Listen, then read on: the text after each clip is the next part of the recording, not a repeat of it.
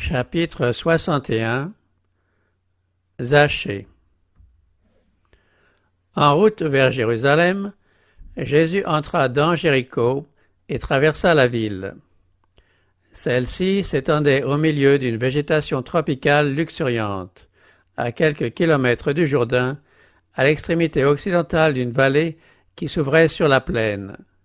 Avec ses palmiers, ses magnifiques jardins et ses sources, elle brillait comme une émeraude, et le contraste était d'autant plus vif que des collines de calcaire et des ravins déserts la séparaient de Jérusalem. Beaucoup de caravanes passaient par Jéricho pour se rendre à la fête. Leur arrivée était toujours une occasion de réjouissance, mais aujourd'hui, un plus grand intérêt préoccupait le peuple. On savait que le rabbi galiléen, qui avait récemment ramené Lazare à la vie, se trouvait dans la foule. Et bien qu'on commençât à chuchoter au sujet des complots des prêtres, les multitudes étaient impatientes de lui rendre hommage. Jéricho était l'une des villes qui avait été anciennement mise à part pour le sacerdoce. À l'époque de Christ, un grand nombre de prêtres y résidaient.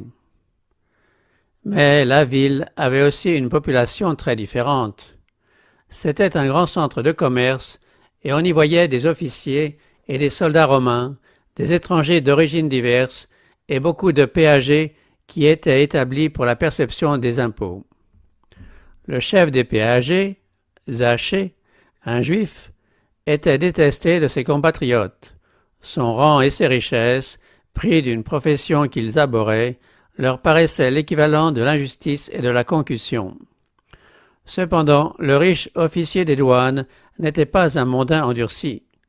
Sous des apparences de futilité et d'orgueil, battait un cœur accessible aux influences divines.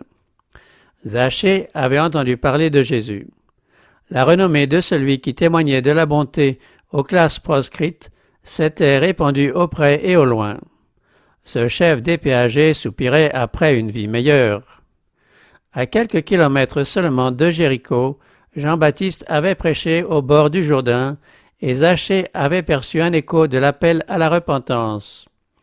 La recommandation faite aux péagers « N'exigez rien au-delà de ce qui vous a été ordonné », bien qu'apparemment il ne s'y fût pas conformé, avait laissé une impression dans son esprit.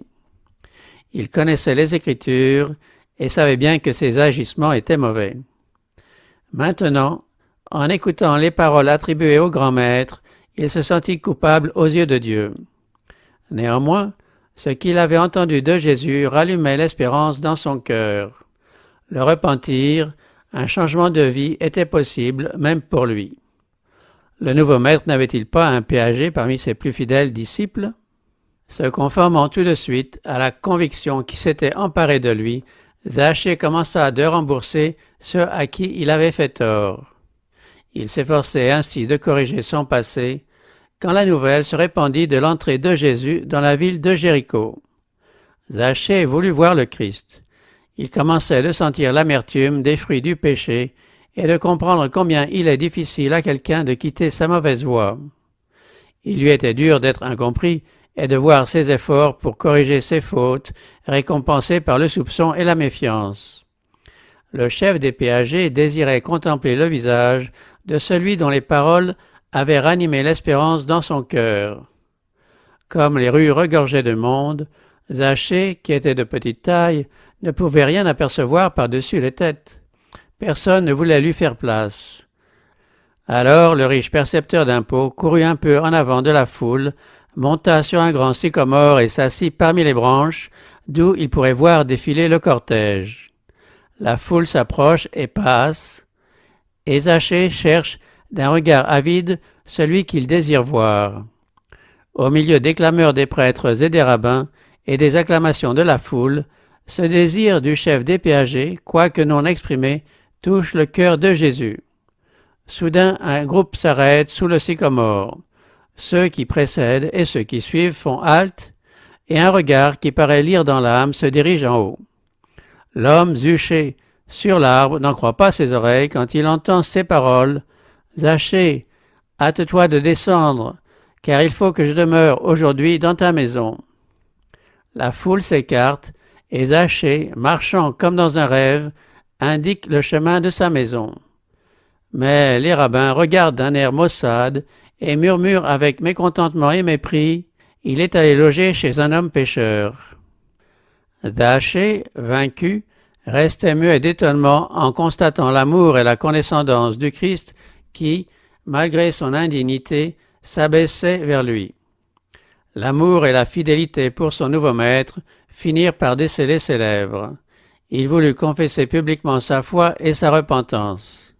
En présence de la foule, Zaché, debout devant le Seigneur, lui dit « Voici, Seigneur, je donne aux pauvres la moitié de mes biens, et si j'ai extorqué quelque chose à quelqu'un, je lui rends le quadruple. » Jésus lui dit « Aujourd'hui le salut est venu pour cette maison, parce que celui-ci est aussi un fils d'Abraham. » Quand le jeune homme riche s'était détourné de Jésus, les disciples s'étaient étonnés en entendant dire au Maître qu'il est difficile à ceux qui ont de la fortune d'entrer dans le royaume de Dieu.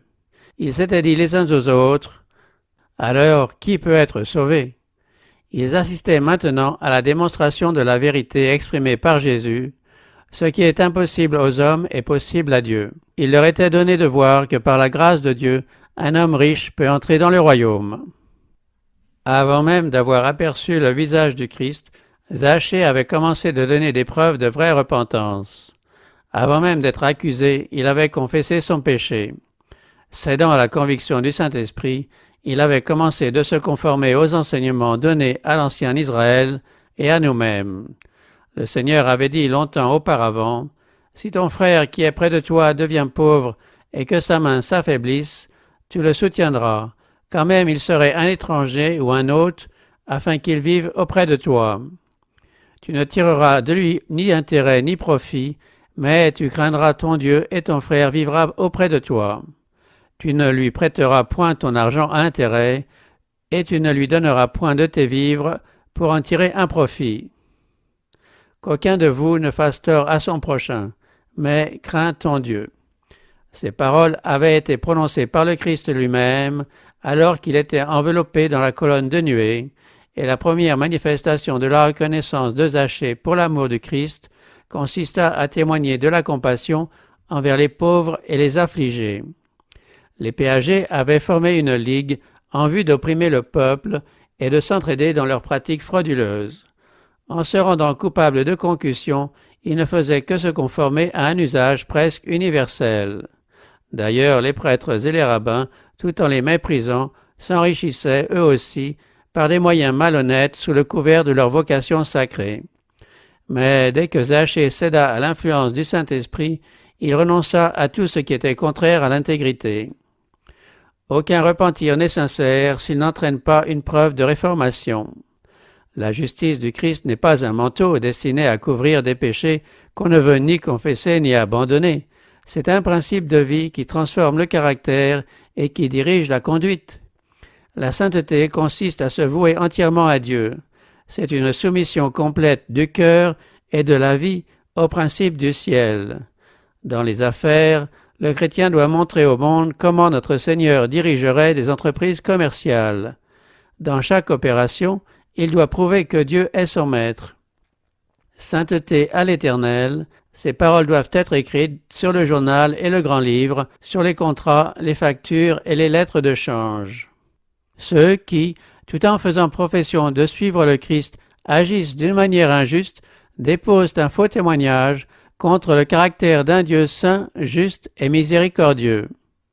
Toute personne ayant accueilli le Christ dans son cœur prouvera sa conversion comme Zaché en renonçant à toutes les pratiques frauduleuses dont elle avait l'habitude.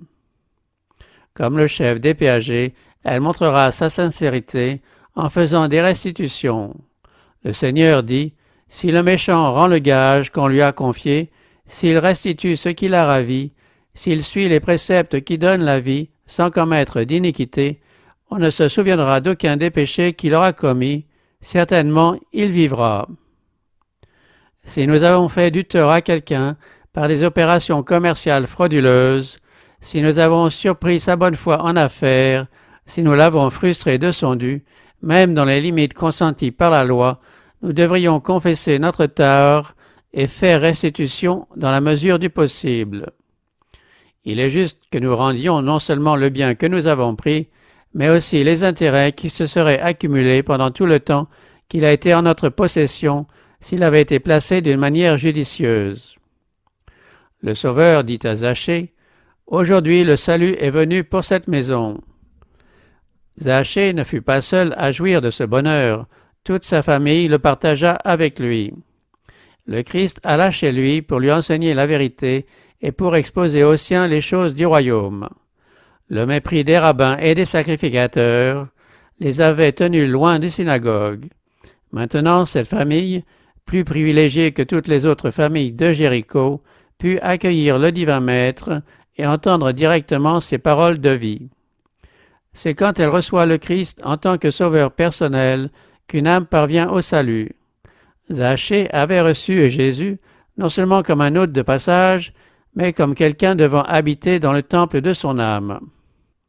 Les scribes et les pharisiens le considéraient comme un pécheur et murmuraient de ce que le Christ acceptait l'hospitalité auprès de lui, mais le Seigneur le reconnut comme un fils d'Abraham. En effet, ceux qui ont la foi sont fils d'Abraham.